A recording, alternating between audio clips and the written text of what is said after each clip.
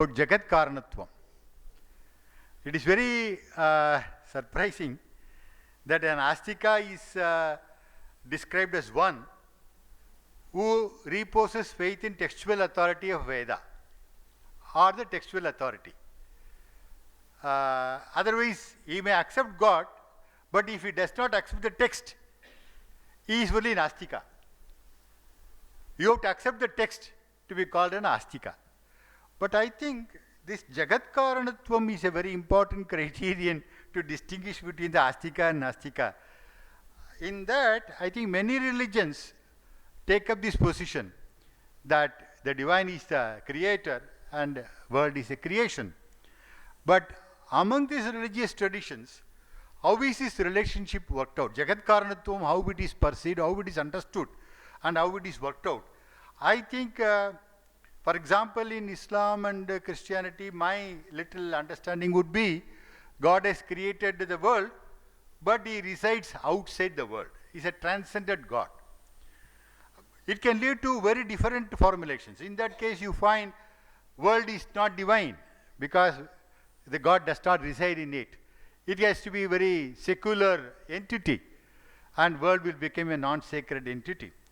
But in Ramanuja's understanding that not only Brahman is the creator of this world, or transformation is a correct word, but we can use the word creation, but he is also the inner pervading principle. He is Antaryamin of Brahmatpakam, he is Antaryamin of the world.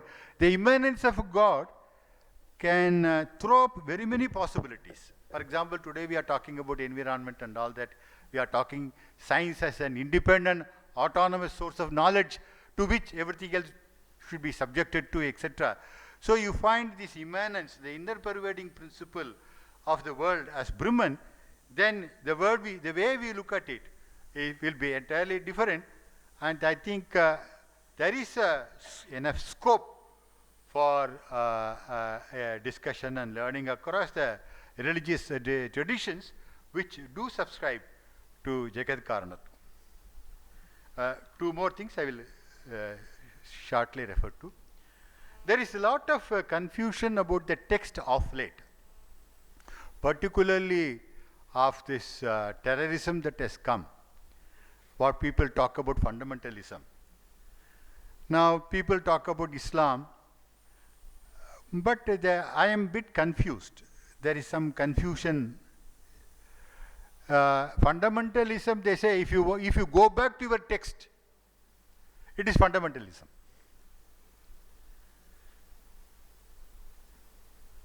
Whatever be the interpretation of the text, I think going back to the text or going back to the roots is taken to be fundamentalism, and that is the source of all trouble, people say. But I think the role of the text as a pramana for this Brahman or for knowing the world or knowing the Dharma, etc., I think increasingly it is coming under some sort of a... So I think there is need for a lot of clarity on this issue because the next point, which will be a corollary or which will be a very adjunct to this one. See, around the time of Adi Shankara, we see a shift. Before him, you find Jainism, Buddhism, Sankhya, and Patanjali Yoga Shastra, all of them subscribing to yoga tradition in a way or other. But they don't give importance to the textual tradition. But with the advent of Adi Shankara, you see the revival of Vedanta. Now with this Vedantic thing re-emerging as a main part of the Indian thought, you find we move away from yoga tradition to the textual tradition. Vedanta is essentially a textual tradition. Text plus arguments, logic, is equal to philosophy. Text is the same for Ramanuja, for Shankara and others. But if the vichara, if it differs, then it gives rise to a different philosophy. That's why it is called Vedanta Vicharam. There is too much of logic, there is too much of vicharam in this Vedanta Marga, the Shastric tradition or the textual tradition. But can you do it afterwards? Because it causes some disturbance. You do it afterwards?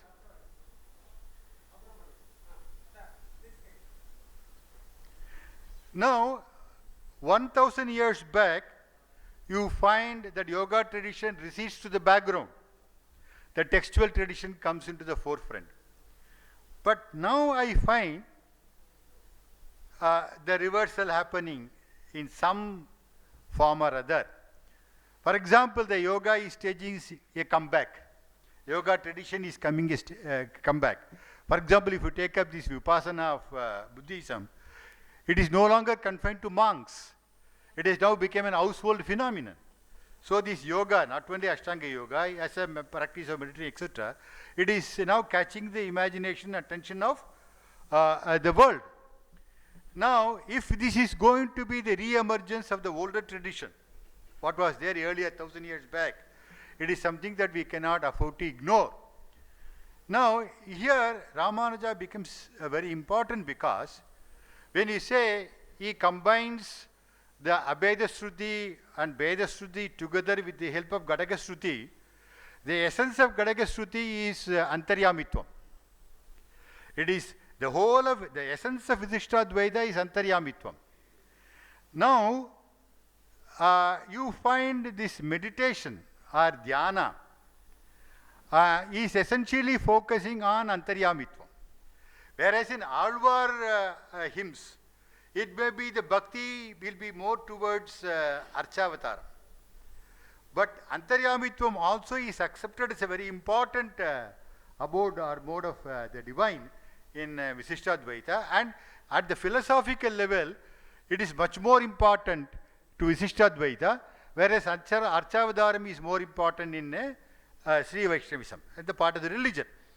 Now, if Antaryamitvam is the core of Visishtadvaita, I think this meditation is, or the dhyana or this yoga marga, comes very much closer, more to reflect on the Sarira Sarira Bhava and the Antaryamin of the Bhagavan. So I think it is an issue which cannot be ignored for too long. And many religious traditions will be very uncomfortable with dhyana, meditation and yoga practice because it may conflict with their idea of God. But what I am trying to say is that when it is emerging as the older thing is emerging as a new, again as a phenomenon, and people are being drawn towards that, and when there is enough theoretical ground in your own system to take up to this, if you are going to neglect that, yes, so I would suggest that if you can identify a few areas like this, a sort of a dialogue or discussion among the religious traditions or academic people belong to the religious traditions, it will be much more be enriching experience, intellectual experiment. With these words, I thought that this could be a sort of a thing where this sort of a dialogue or thing can be taken up further. Thank you very much. Mr. Varadarajan, taking the chair's prerogative, let me ask you the first question. What do you think is Ramanuja's impact on modern polity? I mean, the political system and the constitution and so on. What I mean is this. We cannot think of Ramanuja without God, Ramanuja. But we have here a constitution of India where, at least in the American Constitution, the word God is mentioned. You know, in the Indian Constitution, nowhere the word God occurs. Number one. Number two, Mahamahopadhyaya P.V. Kane, after writing his monumental 5-volume history of the Dharmashastras, the last thing which he says is, when we adopted the Constitution of India, it is a total and complete break with the 3,000 years of Dharma traditions. Okay, so that we have to work hard to somehow reconcile the impact of the tradition on modernity, especially on modern political and legal institutions in this country. Okay, it's a very important question about which we used to discuss among ourselves. Can I make a very highly provocative statement? Indian Constitution is a document of Protestant Christianity. It is a liberal document. It is a document of enlightenment. Because individualism is a core principle of the Indian Constitution. It does not recognize any other conceptual category. Now, it cannot even recognize society. It can only recognize only the individual, which is a very important idea of the modern Western thought. So I would say the older Shastras have been replaced by a new Shastra, Dharma Shastra, the fundamentals of which are entirely different.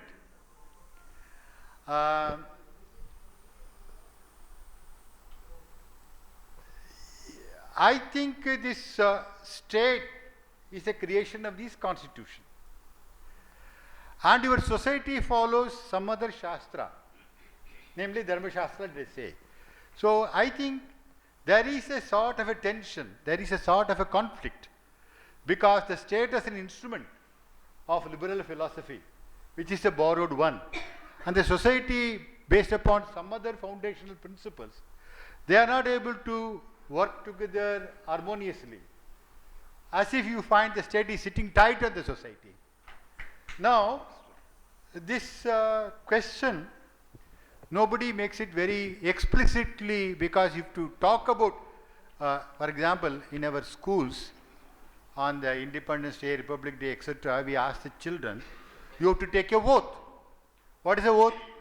I stand by the Indian Constitution.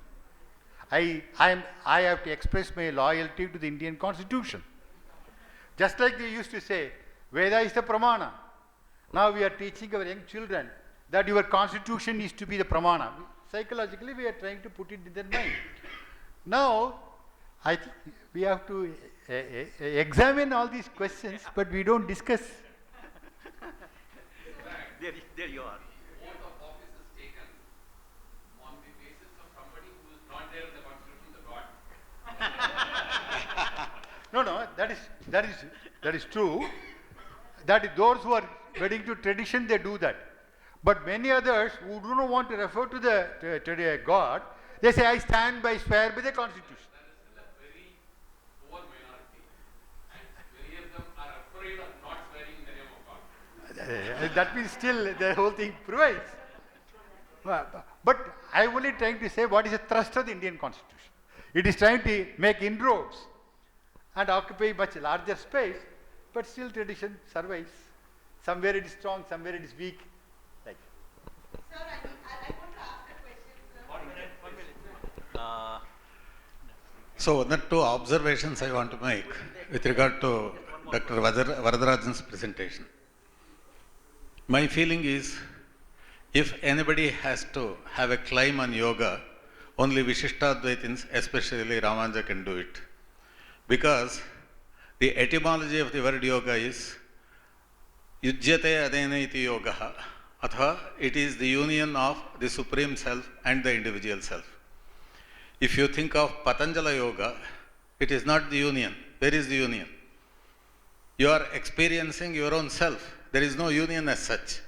So from that point of view, my feeling is Ramanuja has got a greater claim for yoga because it is the union of the individual soul with the Supreme Soul. That's one of the important things. Unfortunately, what is happening? In India, we have got thousands and hundreds of people who are delivering lectures on Vishishtadvaita and also Shiva Vaishnavism. Nobody has dared to practice yoga or make their disciples practice yoga in public. Whereas Art of Living Foundation has got its own way of meditation, Maharshi Institute has got its own way of meditation, and so many other schools of yoga, they have got meditation. But here, we have got ample scope for meditate upon Supreme Being who is the Antaryamin, as you said. And I think Ramanujists have totally forgotten about the yoga. We have to revive that yoga, and also music, very important point, because there is also a music tradition according to Vishishtadvaita. Many people do not know that Carnatic music actually started from Nammalvar. Am I right or wrong? So Nammalvar actually started the Carnatic music presentation. I have also recorded all the ragas which has mentioned, Pan, which has mentioned in the Thiruvaimudi in an old manuscript, and equivalent ragas now available in Carnatic music that also I have mentioned. So Nammalvar started the Nada Parampara also, and his first and foremost disciple was Nathamuni, or he is also called Nadamuni in Tamil, you can also call him Nadamuni. So this Nada Parampara is also forgotten, which is a supplementary and complementary to yoga. Both of them have to be propagated somehow, revived and propagated. This is my observation. Thank you. Thank you. That's all the time we have. So we will proceed to the next speaker. Dr. Vedavalli Narayanan, she has been a student of Vishishtadvaita Vedanta for a very long time. She worked in the Department of Philosophy, which was Dr. Radhakrishnan Institute of Advanced Study in Philosophy.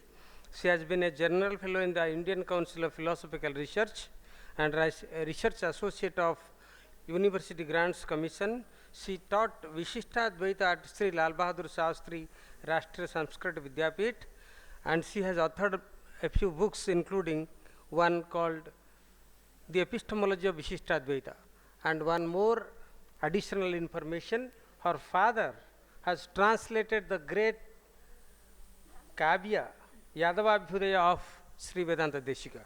With these words, may I now request Dr. Vedanta. My paper pertains more to the text, the academic, more like a student's paper. So I feel I am a misfit in this session where everybody has been speaking on a different realm whatsoever. It is on Vishnu Purana and Ramanuja's Pramana Vyavastha.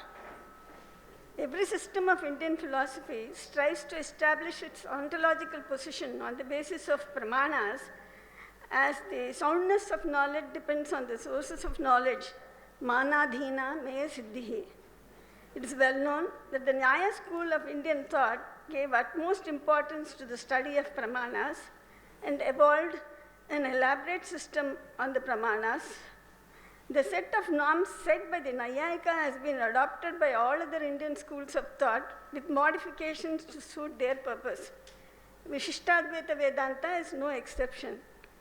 The importance to adhere to these norms can be gauged by the fact that Nathamuni, who is